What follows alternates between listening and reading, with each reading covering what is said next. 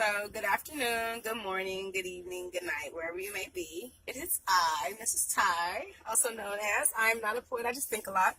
I wanted to first and foremost say thank you all for the love that was shown on my other video. It was so unexpected, and that's generally how blessings come.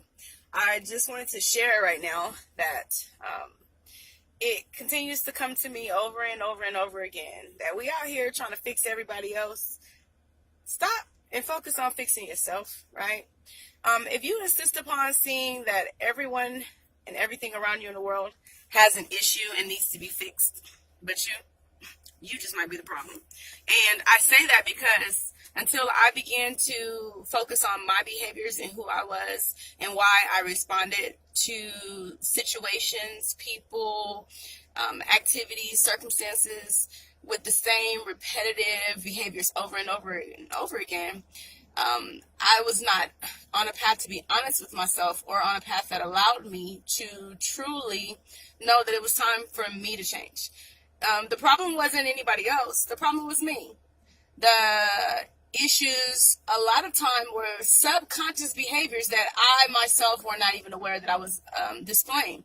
However, once I decided to stop pointing the finger at everyone else in my life and turn that mirror on myself and focus on me and really try to figure out exactly why I kept repeating and going through the same hamster-like behaviors, there was no resolve to it. So I decided that ultimately it couldn't be everybody else. Somewhere along the line, I had to be responsible for my behaviors. I had to be aware that, yes, others are dumbasses. Other people are ignorant. Other people are stupid. Other people are not raised or have not been raised with love. Some people were raised off of survival. Some people was raised by people who had no thought or concern for them. So in turn, they now know how to not show concern for other people or unless it benefits them. So I had to, as I said, take a moment and look at Ty. Examine who the fuck I was. Why was I behaving and responding in the same way? And I came to the conclusion that it was my past. It was me. I was the problem. It was no one else. And until I was honest with myself and, sorry, gotta make sure my dreads look good. But until I was honest with myself and I was able to accept this truth about myself, there was no healing that could take place. Everything that anyone said to me in turn caused me to behave and respond in a way that was very defensive. It was always them. But truth be told, it was me. All right. So when we're out here in the world and we're constantly focused on other people and how we perceive their behaviors, it might actually be you. It might actually be you responding to subconscious triggers that you're not aware of. Guess what? Every experience has not only left a spiritual mark upon your body, but it's also left an emotional mark upon your DNA.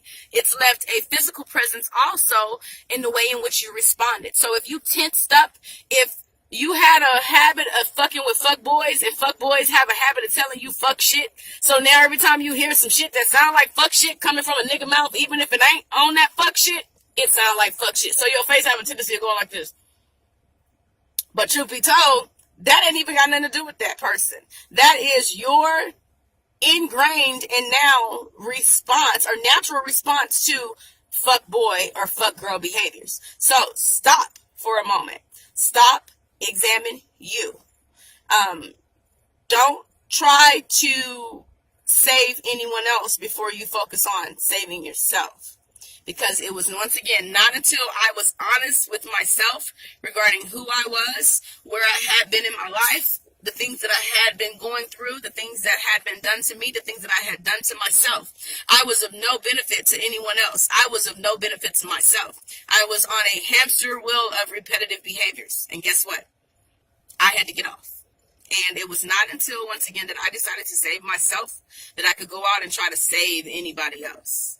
And the saving is truly in me being honest with the man or the woman in the mirror. So, outside of the greatest love that God can give you, I wish you love, peace, blessings, and prosperity. Peace.